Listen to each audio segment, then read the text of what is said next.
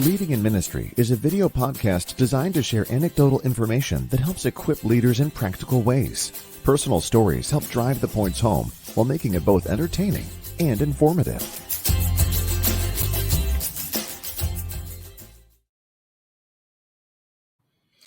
Man, am I happy to be back doing this podcast. I have missed, I think it's almost 3 months now of being away from doing the video podcast.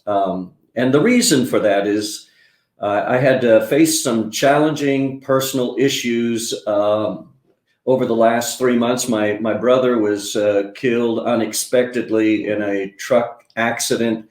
And then, of course, he cared for my mom, and she was 94. So we took her in, moved her to Indiana from Pennsylvania. And then in a little over 2 months, she passed. And so we've been just dealing with other issues that were more pressing at the time. But it is exciting to be back. And I'm very excited because today our guest is a person that I just am thrilled to have with us, Willis. It is so good to see you today. Thank you for taking time to share with us. Thank you, Don. My privilege. Yeah. I tell you, one of the reasons it's so special for me is because your dad, and I guess for most, we know him as O.W. Willis, and he was a great evangelist. I know he was a district superintendent, but man, one of the greatest preachers I have ever been associated with.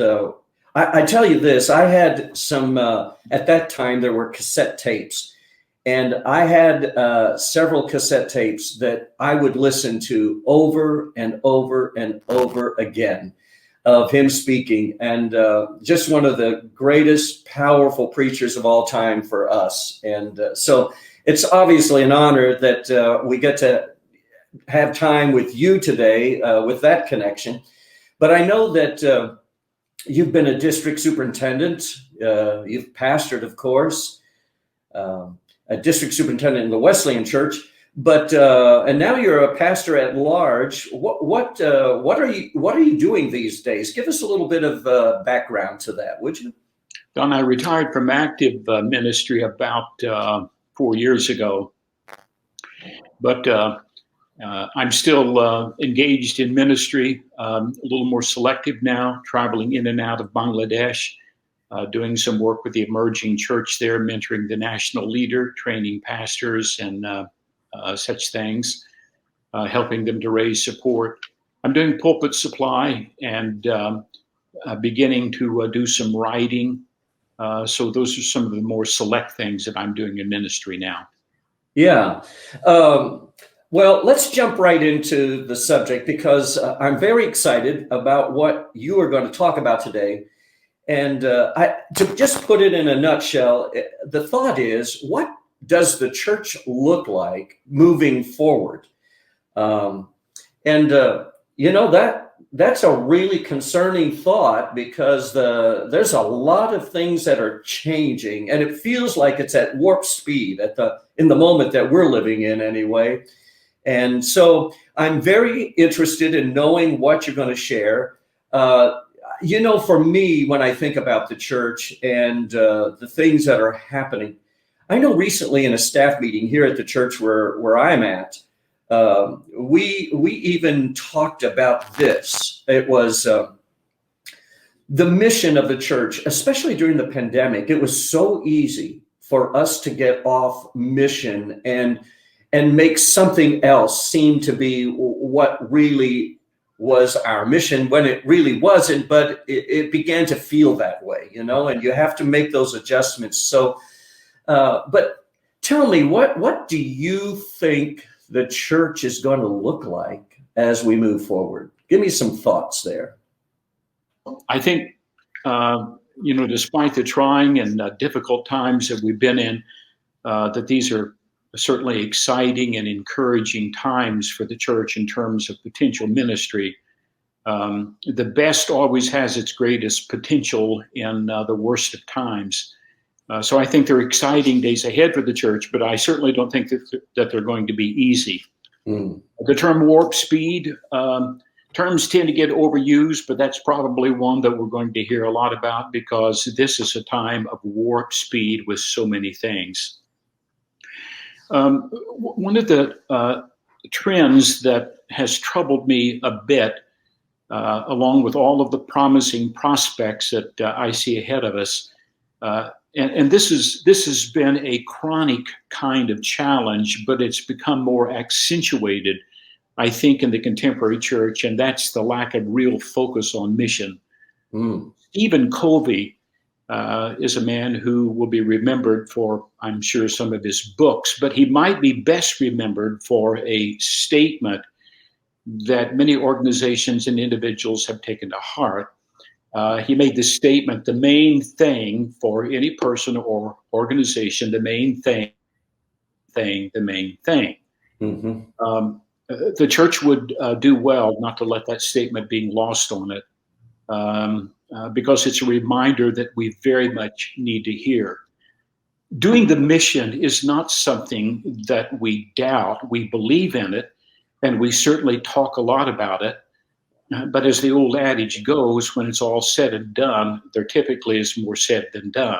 And there is a desperate need for us to truly focus on mission like we have never had before. I think the COVID pandemic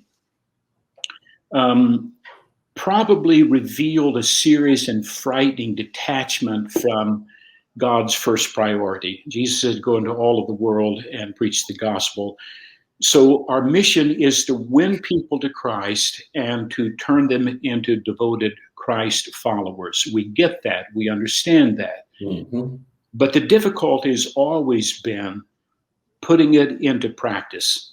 So I think the COVID pandemic revealed a serious and frightening detachment from God's first priority for the church.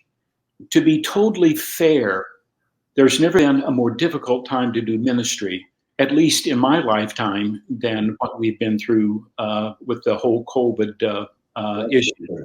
Yeah. But to be totally honest, I suspect that we ended up making it more about ourselves than we did the people that God has called us to reach. Oh, wow. Because it's been easier to provide care for ourselves. It requires much more effort, much more risk, much more energy to take our mission out and to minister to the helpless and the hopeless and people trapped in prisons of despair. I'm sure that we did a very good job with that. Yeah. But going forward, we don't have any choice. If we're going to reach people, we simply have to go to where they are. One of the good things that came out of this was that churches went online, many of them for the first time. I would think probably the majority of churches out there, tiny churches, little churches, struggling churches, big churches, they all joined in this great effort to get their services online and to connect with people. But with all of the effort that it took to do that, there weren't commensurate efforts on the other side of taking the mission to people where they're hurting in desperation and just going through extremely difficult times. So the COVID pandemic, I believe, reminded us, as something hasn't done, lost. People are desperate. People are facing eternal separation from God. It heightened that awareness that it is urgent that we get on with the mission. I think the reason why Satan works so hard to keep us from, let me back up and say, I think probably Satan doesn't mind that we do the good as long as we don't do the first priority. Oh my, yeah. You know, he will enable us to do all kinds of helping deeds, but helping deeds and sympathizing with people and being there when they're hurt doesn't change their life. It takes the gospel of Christ and bringing them to a life-changing experience through Christ. Yeah. When I was a superintendent, very quickly, I was troubled by just the lack of focus on mission. Mhm. I challenged the churches to send in their stories about how God was showing up in their congregations. Mhm. And for many of the churches, their stories sounded a whole lot like the small town local newspaper that reported on, family gatherings, and at the end, Mhm. um, they would say a good time was had by all. Yeah. And many of the stories sounded like a good time is being had by us all. But I had a few churches, and I'm ashamed to say it, but precious few, that really focused intentionally on mission. Those Mhm. were the churches that always had the most exciting, enthralling stories to tell. Not only about life change in people who were being brought to Christ, but about powerful things that were happening in the lives of believers. Because when we do what God loves best, God shows up most in his power and provisions to equip the church in just many wonderful ways. Yeah. We have great challenges, but if we do the mission, God will show up in a powerful way in our churches. Yeah, no, that is so true. And I think when you talk about the mission being the main thing, one of the temptations that I think we face is this thought. It is not really too difficult for our church, and probably most churches, to be attractional, Mhm. because that's something that's somewhat tangible and we can just work on it.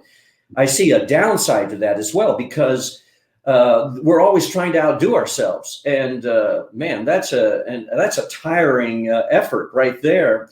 So I think the church, and there's a fine line between that and what our real purpose is. What the church, and is it more entertaining, or is it about the mission of the church? So, I just see that as part of it. Yeah, I think that's you're just right on target with another trend that is troubling for us, and we have to bring some correctives to it. I think it's a wonderful thing when we have the talent and the technology and the means to connect people to the church, and there certainly is. I don't think there's anything wrong with that as long as it doesn't fixate on just trying to provide the best show so that people show up. Yeah. But that does seem to be a growing trend in the church today. More and more people are using the church as just another means of entertainment. Um, I think a lot of people are attending the church today. It probably started with the big box churches to some extent, because they certainly had the means and the talent to Mhm. really bring a great worship service. So people are becoming more fixated on the worship service, and that becomes the primary focus for them with their Christian life, their Christian pursuit, about an engaging sermon, and enjoying top flight music talent. So we find people more than ever going from church to church. In the former times, we called it church hopping, Yeah. because they go from church to church trying to find, if you please, just the best show. Mhm. Um, but since the epidemic has made it easier than ever to do church hopping, Oh my, yes. and you don't have to go from church to church. You just go from you just go from one internet presentation to another. Mhm. Now, it remains to be seen, and while it was good that the church was able to use technology to keep its message going out and keeping people engaged, the downside of that, it's become so easy to do that, remains to be seen whether or not people are going to remain home in their living room and simply church shop on the best show going on. But undoubtedly, there's going to be some musical chairs after this epidemic, people shopping for the best show in town, so to speak. Yeah. more than ever, I think the church is going to have to make up its mind. Are we going to be a kind of a one-stop, one-offering kind of church with a first-class worship service, or are we going to be a fully functioning church? Wow. And by fully functioning church, what I mean by that is embodying the 5 principal dynamics of the church is to be about, the 5 functions of the church as outlined in the book of Acts. In the book of Acts, the Bible tells us that God created the church for evangelism, reaching lost people, for discipleship, for teaching them the word of God, and then holding them accountable for their obedience, because people don't grow with knowledge, they only grow through obedience, through worship, through fellowship, which provides the smaller group, small intimacy, for accountability, for intimacy, for connecting with other Christians, and for ministry, so that the church is not merely about serving ourselves, but pouring our lives into others. Now, these are the essential functions of the church. If we don't keep them in balance, we produce superficial believers or non-believers at worst. Yeah. John Wesley was one of the great churchmen of Christian history. Mm-hmm. John Wesley never intended to start another movement. He wanted to reform the Anglican Church. He did it by bringing people together in what he called class meetings. And these class meetings practice these 5 dynamics in a brilliant kind of way, but very simple, in a very simple way. They were miniature churches that consisted of groups anywhere from 10 to 30 people at the most. And they practiced Christian life. They practiced ministry. They were engaged in all of these dynamics. There's never been a model that has been more effective for creating spiritual formation and producing spiritual maturity, like Wesley's model of class meetings.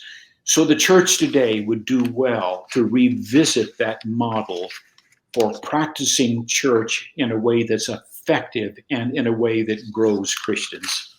Wow. Yeah. When I hear you talk about that, the John Wesley class meetings, I mean, the bottom line is that even today, our churches, we need that kind of connection and that kind of transparency where we can really be able to share. I think there's a lot of growing that can occur in that kind of context, for sure.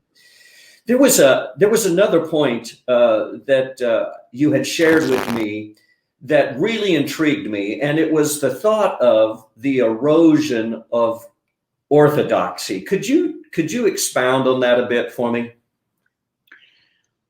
Yeah, the challenge for the church has always been to remain true to the biblical message. First, the great heresy in the church came from a group called the Gnostics, coming from the Greek word to know. These people professed to believe in Christianity, but were continually looking for ways to improve Christianity with their so-called special knowledge and insights. And we're battling a present trend toward Gnosticism and improving what the Bible says. I think one of the greatest threats that we have as we go forward is keeping our message pure. One of the most significant challenges that we're going to face will be in the area of our biblical views concerning human sexuality, and in particular in regards to the LGBT issues. We've been shut in for a year, and just about everybody's watched far more television than they needed or wanted, and been involved in a lot of social media, which has probably saved our emotional well-being and sanity. But at the same time, there's a heightened awareness from television and social media in our secular culture how deeply hostile the world is towards towards biblical truth. Yes. Especially as it as it relates to gender. We can escape this hostility if we're going to maintain our orthodoxy, if we're going to maintain the gospel, what God's truth says about gender. We are going to be faced with consequences. I don't know what that looks like. None of us do. Right. But it's a very serious matter. The day has come. It is upon us, and we will pay the price for maintaining purity. The Yeah. tendency has always been to give in to that and to show a more accommodating spirit toward compassion and understanding and acceptance. It's very interesting. When this first started trending, the LGBT issues, it was several years ago, and I was still a district superintendent. And there were a lot of Christian leaders that were stepping forward, and church practitioners. And you had these chat lines, you had these, all of the various conversational threads going. And it was very much in vogue for people to step forward and to show how accepting they were. Well, I applaud that. We have to love the sinner and hate the sin, but frankly, there are some sins that are so corrosive and so horrific in terms of consequences to the human family, more challenging to love the sinner. So I applaud anything that we can do to keep our compassion in place, but at the same time, not losing our truth, because compassion without truth doesn't help people, it damns people. Mm-hmm. It's simple as that. Wow. I was seeing all of these conversations about people stepping forward, anxious to show that they were compassionate and accepting. But there's a very thin line between acceptance and approval. Yeah. The LGBT community is not looking for acceptance. They don't want acceptance. It's patronizing to them. They want approval. Mm-hmm. They want support. They don't want to hear what they're doing is wrong. Mm. That's what they want. I heard in vain, Don, as I heard all of these conversations, which was good. Yes. This is what we're doing to show that we're accepting. This is how we're opening up our church so that it is inclusive, and we gather people no matter their state in order, because they have great worth with God. Sure. Looked in vain, Don, through these threads of conversations for 2 or 3 years, looking for the stories of transformation, but they were precious. So acceptance without truth is nothing more than enablement, and nothing more than doing contrary to what the Bible calls us to do. We have to be able to lovingly state the truth and state it in an unequivocal kind of way without compromising it. Otherwise, we're going to fail miserably at this task. Yeah. We're watching evangelical leaders that absolutely have been unsettling, stepping out and more embracing this and approving the lifestyle. Mm-hmm. This is going to be the greatest singular threat to orthodoxy we've had in a long time, and we're faced with it now. I believe it. But it's a great time to hold the line, to be loving, compassionate, Mm-hmm. the truth of what God says about this. Yeah.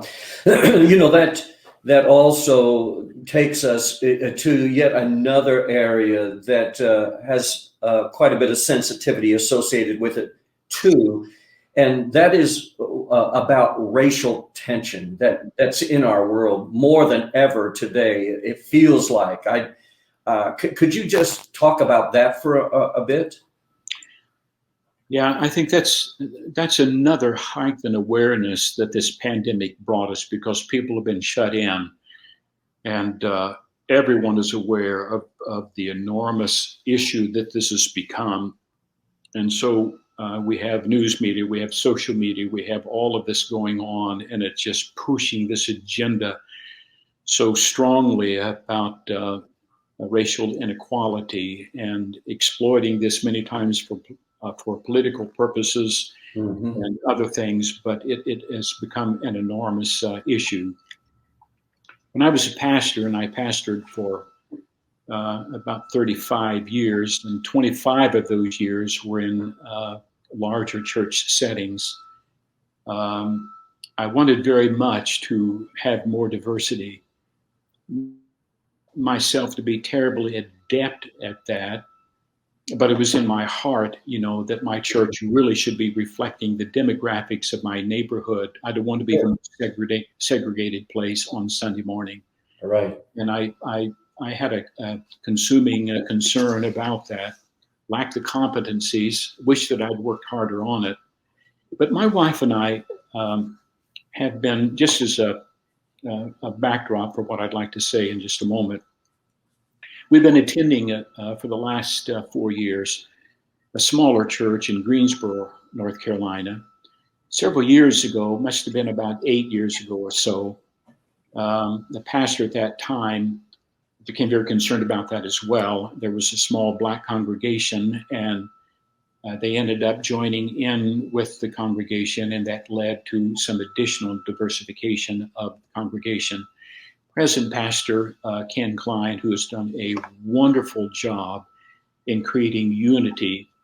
It doesn't all remarkable kind of way. There's a fairly even divide. They have maybe 125 people or so. Sure.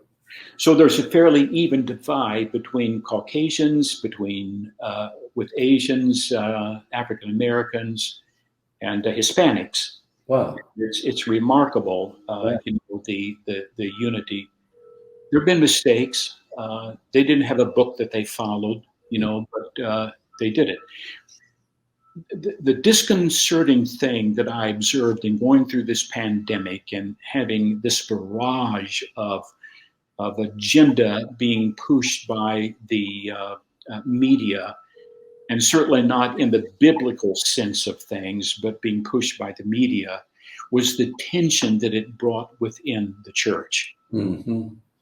They had never seen that level of tension before. Mm-hmm. Since beginning this experiment, and they faced some tough times of working through issues, but they did a remarkable job. Wow. My observation, the sense that I've taken from that, Don, and I'm not an expert on this at all, I'm just an observer and was a part of an experiment that was delightful in a lot of the things that it produced. But my observation is that if we're going to continue to make progress with racial reconciliation and diversity with our worship, so that we look like the church should look, with the spread of people involved in the life of our churches, we have got to stop using partisan politics, secular philosophies, and the theories to drive our conversations. That is we so have true. to get back to the Bible, because the Bible is our primer on that. Yeah. And that's where we make it work or we don't make it work, by listening to what God says to us when we have these honest, open, truthful conversation that's driven by what God says to us. Mm-hmm. The second thing, Don, is this. The only thing that can make this work is to do it. All of the talking in the world will not do it for us. Yeah. When it's all said and done, there's usually more said than done. Mm. And the talking about it, there's an enormous amount of chatter going on right now among Christians about racial divide and doing ministry together. We can't do it by talking about it. We have to do it by doing it. Mm-hmm. Face those hard questions within a community of love and godly empowerment, and God shows up. Only God can produce this. It doesn't come through any other way. Paul said to the Corinthian church, I did not come to you speaking worldly wisdom. I came preaching Christ and Christ crucified. That's the only thing that can drive this conversation for it to go where it needs to go. If we start with the world, we will end with the world's solutions and fail miserably. Yeah. Wow, that's a powerful point. My word, that's powerful because, like you just said, if only the church would be the originator of all of this, the result would be so much better, because outside of that, we have our agendas, and it always interferes with our goal and our purpose for what we really should be about. Amen. Preach it, brother. Yeah. Well, Aaron, I really appreciate you taking the time. You touched on some very important key things that I just was thrilled to hear expressed and talked about. I hope that your ministry now in these years of being pastor at large will be a wonderful experience for you, and that you will have wonderful days in the middle of all that's going on in our world. Thank you, Tom. Sorry about some of the technical problems. Well, we'll overcome some of those with a few edits, but no, that was wonderful. Thank you so much for your time. Hope you and your wife have a wonderful day today, and I just want to say God bless you for being with us today. Thank you, brother. God bless you. All right. Thanks for watching. Please take a moment right now to hit share and include a comment.